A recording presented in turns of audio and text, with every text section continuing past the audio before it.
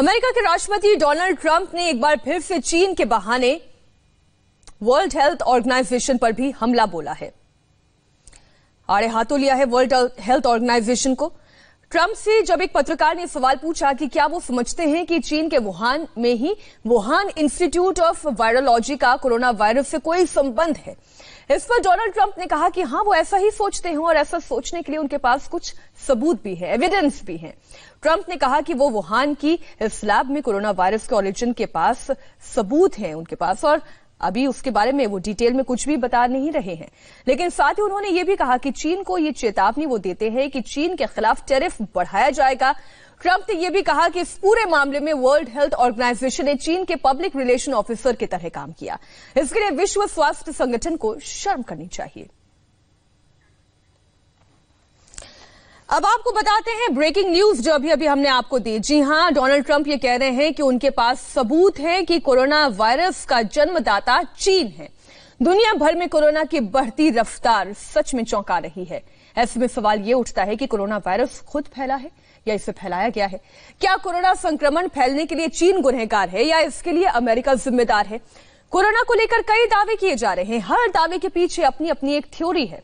अगले 10 मिनट में हम आपको हर दावे की तह तक लेकर जाएंगे, हर बुनियादी सवाल की पूरी पड़ताल करेंगे और इस सवाल का जवाब ढूंढेंगे कि आखिर कोरोना आया कहां से है।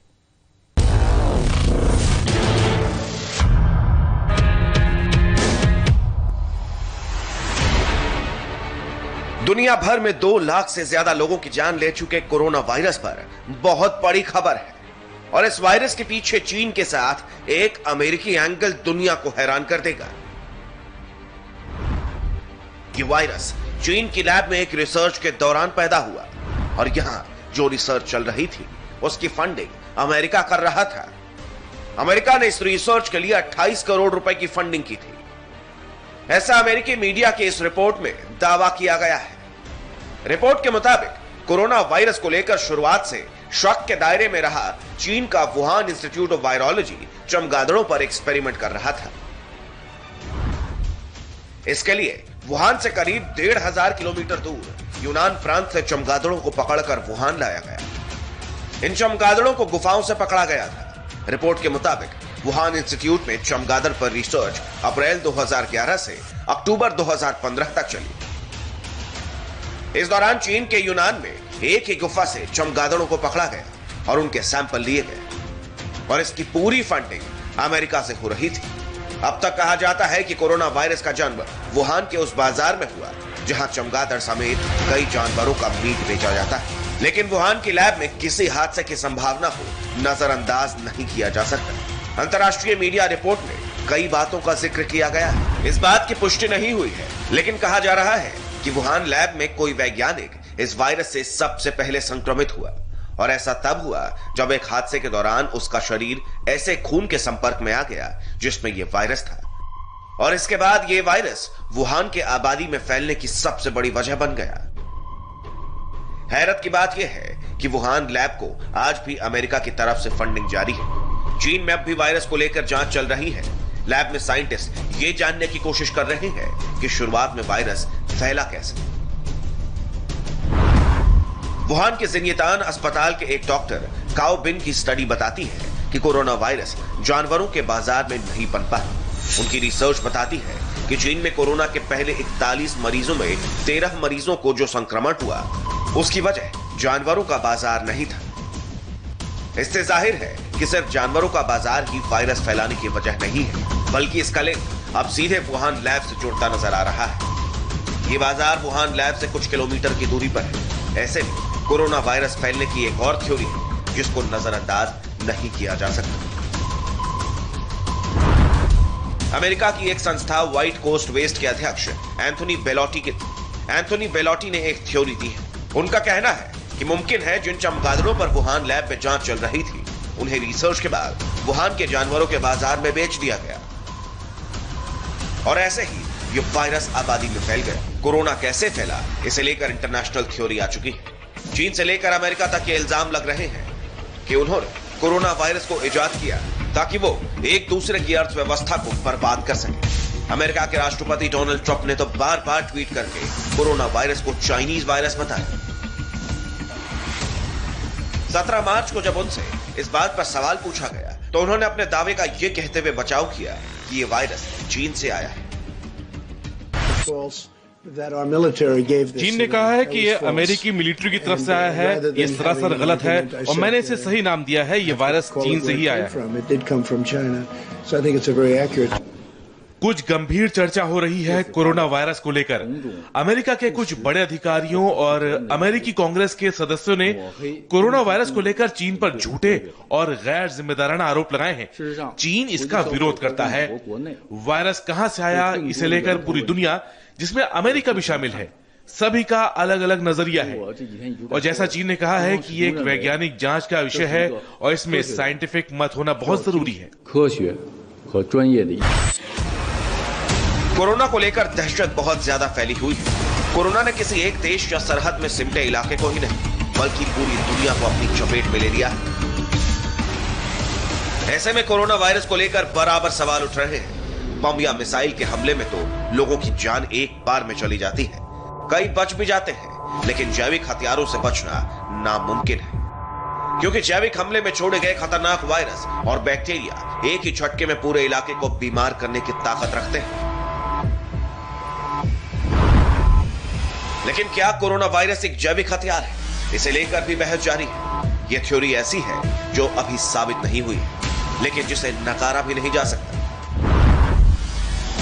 जैविक हथियार ऐसे वायरस या बैक्टीरिया से बनाए जाते हैं जो दुश्मन के इलाके में ऐसी बीमारी पैदा करते हैं जिससे महामारी फैल जाती है। इससे दुश्मन की सेना भी मरती है और यह आम लोगों की भी जान लेता है। इससे लोग अपंग हो जाते हैं, फसल खराब हो जाती है, पानी दूषित हो जाता है। कोरोना वायरस इबोला से भी खतरनाक है। इबोला में संक्रमण के लिए मरीज के काफी करीब होना जरूरी होता था। लोग काफी डरे हुए थे, लेकिन इसे काबू में कर लिया गया। लेकिन जो कोरोना वायरस है, ये तो सांस लेते हुए भी फैल रहा है और ये बहुत ही फिक्र की बात है। ये वायरस गले में मौजूद होता है और ये दूसरे व्यक्ति से बात करने के दौरान भी फैल सकता है।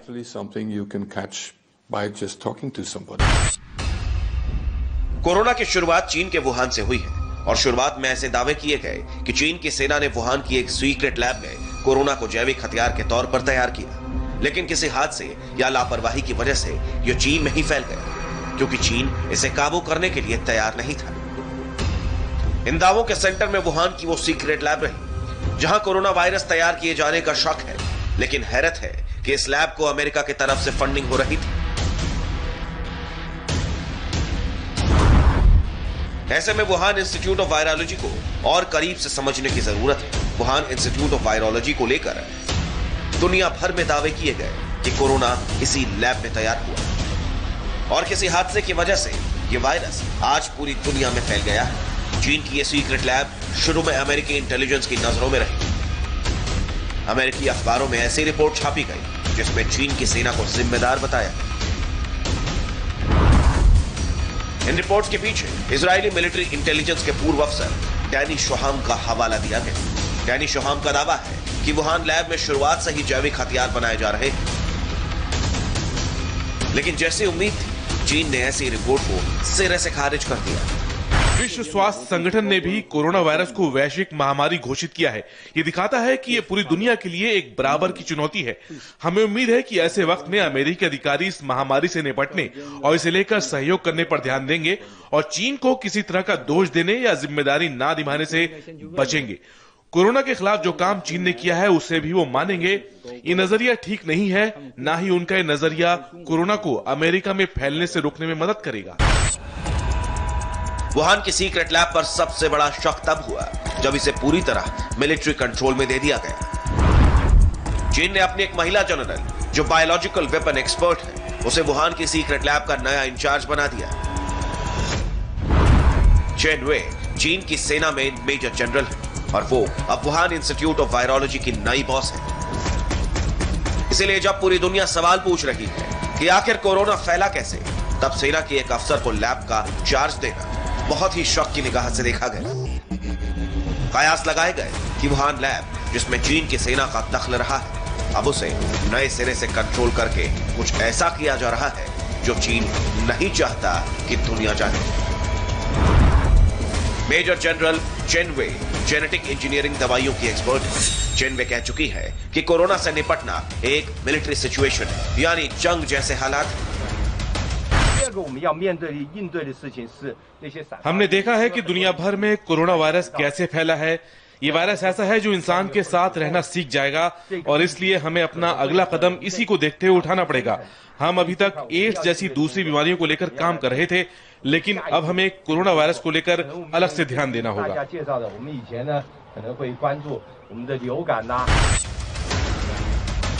कोरोना वायरस को लेकर कई बातें, कई दावे, कई रिसर्च। कोरोना वायरस को लेकर एक से बढ़कर एक थ्योरी चल रही है। क्या यह वायरस किसी जानवर से इंसान में पहुंचा है या यह वायरस किसी लैब में तैयार किया गया है? लेकिन इस वायरस को लेकर 3 बुनियादी सवाल बने हुए हैं। पहला सवाल, कोरोना वायरस खुद फैला या इसे फैलाया गया?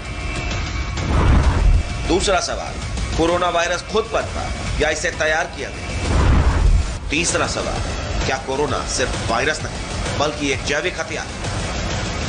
कोरोना अगर एक जैविक हथियार है तो यह भी जानना बहुत जरूरी है कि ऐसे और वायरस और बैक्टीरिया कौन से हैं जो कोरोना जितने ही खतरनाक है और इस वक्त कई देशों की सीक्रेट लैब में बम की तरह तैयार रखे गए।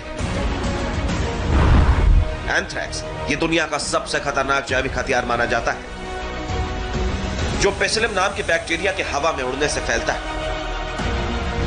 बोटुलिन ये ऐसा बैक्टीरिया है जो हवा में छोड़ा जा सकता है, पानी और खाने में मिलाया जा सकता है। फिर है वेरियोला मेजर, जिसे स्मॉल पॉक्स भी कहा जाता है। एक और टुलोरेमिया। कहते हैं द्वितीय विश्व युद्ध में यह जैविक हथियार सोवियत संघ ने जर्मनी के सैनिकों पर इस्तेमाल किया था। इबोला, इस वायरस ने अफ्रीका के 10 देशों में 2 साल के अंदर 11,000 लोगों की जान ली थी। ये ऐसे वायरस या कहे बम जो बीमार व्यक्ति से दूसरे में बहुत जल्दी ट्रांसफर होते हैं और ऐसे में ये चंद दिनों में हजारों लोगों की जान ले सकते हैं। हालांकि जैविक हथियारों का भी लंबा इतिहास है और ये 100-200 साल नहीं बल्कि करीब हजारों साल पुराना है।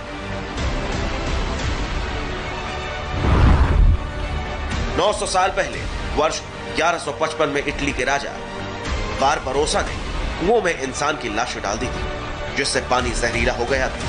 वर्ष 1495 में स्पेन में फ्रांसीसी दुश्मनों की शराब में कुष्ठ रोगियों का खून मिला दिया गया था। वर्ष 1763 ब्रिटेन की फौज ने अमेरिकी लोगों को ऐसे कंबल दिए थे जो स्मॉल पॉक्स के मरीजों ने इस्तेमाल किए थे। वर्ष 1797 में नेपोलियन ने इटली के एक बड़े इलाके में बाढ़ के हालात कर दिए थे ताकि मलेरिया फैल सके। लेकिन यह भी सच है कि कोरोना जैसे वायरस को तैयार करना आसान नहीं। यह आतंकवादी नहीं कर सकते, यह ऐसे देश भी नहीं कर सकते जो तकनीकी रूप से कमजोर हैं। इसके लिए एक बड़ी आधुनिक लैब वाला इंफ्रास्ट्रक्चर चाहिए जो किसी देश के पास ही हो सकता है। दुनिया में सभी बड़े देशों में ऐसे वायरस पर रिसर्च होती है। फर्क बस इतना है कि कौन इसे एक हथियार के रूप में इस्तेमाल करना चाहे।